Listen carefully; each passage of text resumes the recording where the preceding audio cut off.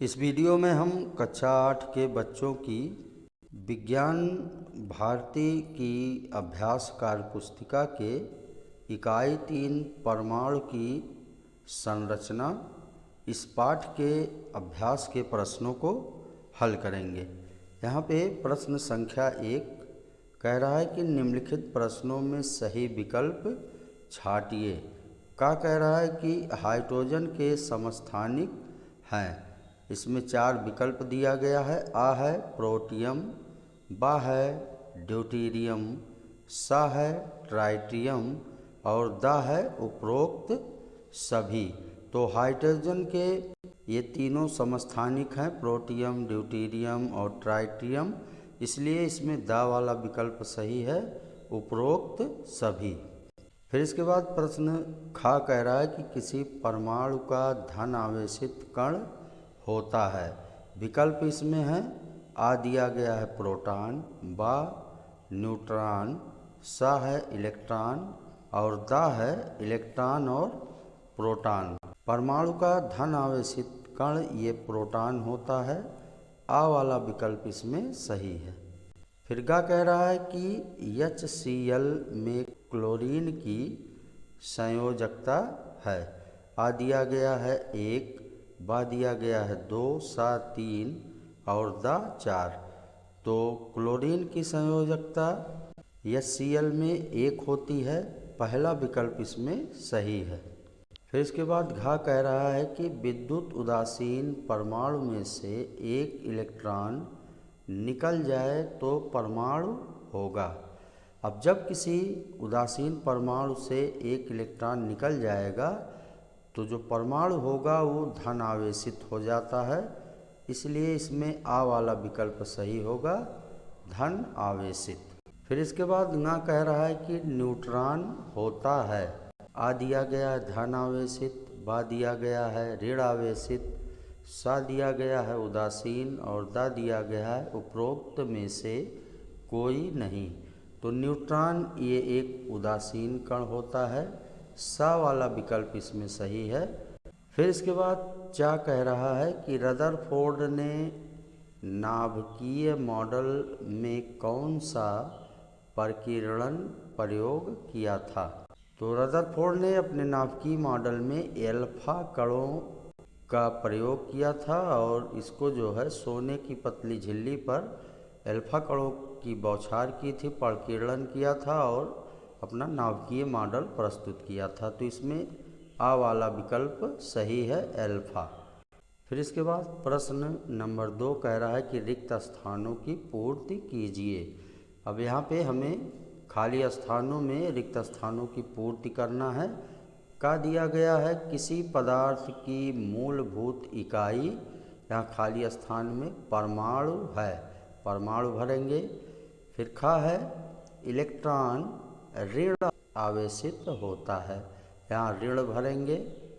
फिर का कह रहा है कि H का एक परमाणु और Cl का एक परमाणु मिलकर बनता है, तो ये HCl बनता है, जिसको हम हाइड्रोक्लोरिक अम्ल कहते हैं। तो यहाँ पे हम HCl हाइड्रोक्लोरिक अम्ल भरेंगे। फिर इसके बाद घा कह रहा है कि प्रोटॉन तथा न्यूट्रॉन की संख्या का योग उस परमाणु की द्रव्यमान संख्या कहलाती है, यहाँ द्रव्यमान भरेंगे। फिर ना कह रहा है कि परमाणु का संपूर्ण आवेश केंद्रक में उपस्थित होता है, तो यहाँ हम केंद्रक भरेंगे। फिर प्रश्न 3 कह रहा है कि निम्नलिखित तत्वों के संकेत लिखिए। बाईं तरफ तत्व का नाम दिया गया है और दाहिनी तरफ उसका संकेत लिखना है। जैसे ऑक्सीजन है, ऑक्सीजन का संकेत O है, इसको हम कैपिटल O लिखेंगे। इसी तरह से सोडियम है, सोडियम का हम संकेत Na लिखेंगे, जिसमें N कैपिटल होगा और ये स्मॉल होगा। फिर इसके बाद कैल्शियम, कैल्शियम का जो है ये Ca होता है संकेत, इसमें C कैपिटल लिखेंगे और A को स्मॉल लिखेंगे। इसी तरह से सिलिकॉन, सिलिकॉन का Si होता है, जिसमें S को हम कैपिटल लिखेंगे और I को स्मॉल लेटर में लिखेंगे। फिर क्लोरीन है, क्लोरीन का संकेत Cl होता है, जिसमें C कैपिटल होगा और L स्मॉल होगा। फिर प्रश्न संख्या 4 कह रहा स्तंभ का एवं स्तंभ खा को सही सुमेलित कीजिए। बाईं तरफ स्तंभ का है और दाहिनी तरफ स्तंभ खा दिया गया है, दोनों का मिलान करना है। तो स्तंभ का में इलेक्ट्रॉन है, इलेक्ट्रॉन का मिलान हम स्तंभ खा के सा से करेंगे, जे थॉमसन। फिर इसके बाद प्रोटॉन है, प्रोटॉन का मिलान हम स्तंभ खा के या से करेंगे, गोल्डस्टीन। फिर गा है न्यूट्रॉन, न्यूट्रॉन का मिलान हम स्तंभ खा के बा से करेंगे, जेम्स चैडविक। फिर इसके बाद घा है नाभिकीय मॉडल, नाभिकीय मॉडल स्तंभ खा के आ रदरफोर्ड से करेंगे। फिर गा है परमाणु की स्थिर कक्षा में इलेक्ट्रॉन, इसका मिलान हम नील्स बोर इससे करेंगे, नील्स बोर।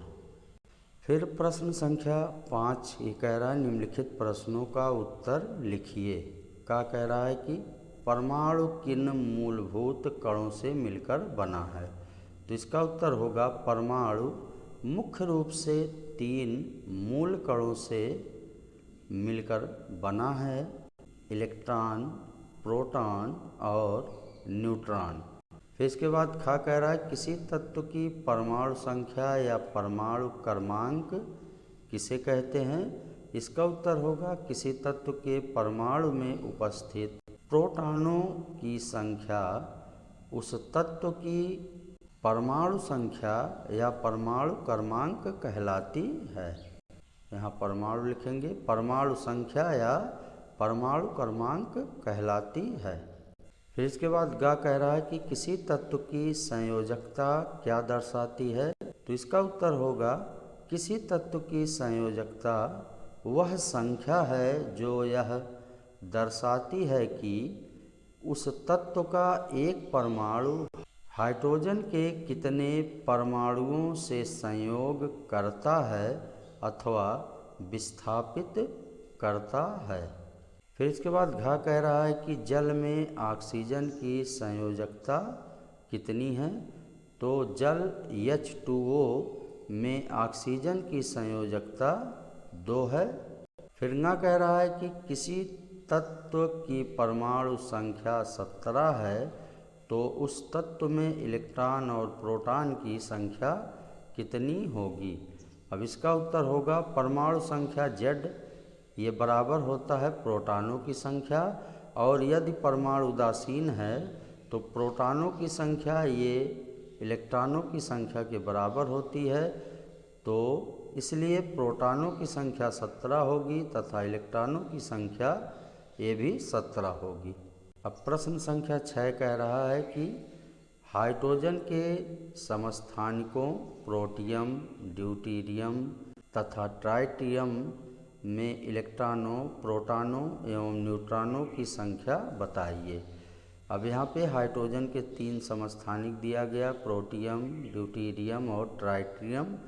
तो इलेक्ट्रॉनों की संख्या सभी में 1 हो जाएगी, प्रोटॉनों की संख्या ये भी सभी में 1 हो जाएगी, और न्यूट्रॉनों की संख्या प्रोटियम में 0 होगी, ड्यूटेरियम में 1 होगी और ट्राइटियम में 2 होगी। फिर इसके बाद प्रश्न संख्या 7 कह रहा है निम्नलिखित सारणी को पूरा कीजिए। अब यहाँ पे पहले तत्व दिया गया है, फिर परमाणु क्रमांक दिया गया, उसके बाद द्रव्यमान संख्या है, फिर इलेक्ट्रॉन, फिर प्रोटॉन, उसके बाद न्यूट्रॉन। अब इनको हमें पूरा करना है। सबसे पहले तत्व है कार्बन, कार्बन का परमाणु क्रमांक 6 होगा, परमाणु द्रव्यमान 12 होगा, इलेक्ट्रॉनों की संख्या 6 होगी, प्रोटॉनों की संख्या 6 होगी और न्यूट्रॉनों की संख्या भी 6 होगी। सल्फर का परमाणु क्रमांक 16 होगा, परमाणु द्रव्यमान 32, इलेक्ट्रॉन 16, प्रोटॉन 16 और न्यूट्रॉन ये भी 16 होगा। फिर पोटेशियम है, पोटेशियम का परमाणु क्रमांक 19, परमाणु द्रव्यमान ये 39 होगा, इलेक्ट्रॉन 19 होंगे, प्रोटॉन 19 होंगे और न्यूट्रॉन इसमें 20 होगा। फिर इसके बाद सोडियम का परमाणु क्रमांक ये 11 होगा, परमाणु द्रव्यमान ये 23 होगा, इलेक्ट्रॉनों की संख्या 11 होगी, प्रोटॉनों की संख्या ये भी 11 होगी और न्यूट्रॉनों की संख्या ये 12 होगी। इस तरह से इस सारणी को हम पूरा करेंगे। फिर इसके बाद प्रश्न 8 कह रहा है निम्नलिखित परमाणुओं के आयनों का रेखा चित्र पूर्ण कीजिए। अब यहाँ पे ये सोडियम का परमाणु दिया गया है का। अब इसके नाभिक में न्यूट्रॉन और प्रोटॉन है। उसके बाद पहली कक्षा में इसमें 2 इलेक्ट्रॉन हैं और उसके बाद दूसरी कक्षा में कुल इलेक्ट्रॉन 8 इलेक्ट्रॉन हैं और सबसे बाहरी कक्षा में 1 इलेक्ट्रॉन दिया गया है। अब सबसे बाहरी कक्षा का इलेक्ट्रॉन निकल जाएगा तो ये सोडियम धन आयन हो जाएगा। अब इसका जो चित्र होगा वो इस प्रकार होगा। सबसे पहले हम नाभिक बनाएंगे जिसमें न्यूट्रॉन प्रोटॉन होगा, फिर पहली कक्षा में 2 इलेक्ट्रॉन होंगे और उसके बाद दूसरी कक्षा में कुल 8 इलेक्ट्रॉन होंगे। इस प्रकार ये सोडियम का धन आयन बनेगा।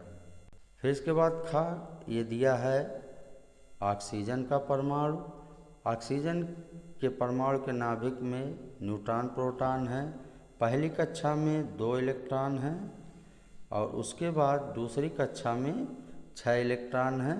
अब इसके बाद ऑक्सीजन का ऋण आयन बनेगा। इस पे बाहरी कक्षा में 2 इलेक्ट्रॉन और आ जाएंगे। अब इसमें इलेक्ट्रॉनों की संख्या हो जाएगी 8। तो इस प्रकार ये ऑक्सीजन का ऋण आयन बनेगा। अब इसके बाद प्रश्न 9 कह रहा है कि निम्नलिखित चित्रों में बने आयन धन आयन हैं या ऋण आयन हैं लिखिए। का यहाँ ये परमाणु दिया गया है और इसके बाहरी कक्षा में 1 इलेक्ट्रॉन है जो निकल गया है। तो अब इलेक्ट्रॉन निकलने से ये जो आयन बनेगा ये धन आयन होगा। फिर इसके बाद है ये परमाणु दिया गया है। अब इसके बाहरी कक्षा में कुल इलेक्ट्रॉनों की संख्या अगर हम गिने 7 है। अब इस पे जो है 1 इलेक्ट्रॉन और आ गया। अब इसमें इलेक्ट्रॉनों की संख्या सबसे बाहरी कक्षा में 8 हो गई। अब ये जो आयन बनेगा ये ऋण आयन बनेगा। फिर इसके बाद है इसमें सबसे बाहरी कक्षा में 3 इलेक्ट्रॉन है। जब ये 3 इलेक्ट्रॉन निकल जाएंगे तो जो आयन बनेगा वो एक धन आयन होगा। यहाँ धन आयन लिखेंगे। अब इसके बाद यहाँ पे परमाणु दिया गया है। इसके बाहरी कक्षा में कुल 6 इलेक्ट्रॉन है, इसमें 2 इलेक्ट्रॉन और आ गए। तो अब ये जो आयन बनेगा परमाणु ये एक ऋण आयन बनेगा। फिर प्रश्न 10 है कह रहा गद्यांश को दिए गए शब्दों से पूरा कीजिए। यहाँ शब्द दिए गए विभाजित, प्रोटॉन, अविभाज्य, कल्पना, डाल्टन, गलत, 3, न्यूट्रॉन। अब इन सभी शब्दों को हमें इस गद्यांश में भरना है। तो गद्यांश दिया गया परमाणुओं के बारे में प्रारंभिक विचार केवल कल्पना तक सीमित थे। परमाणु संरचना का सर्वप्रथम विधिवत अध्ययन प्रसिद्ध वैज्ञानिक डाल्टन ने किया।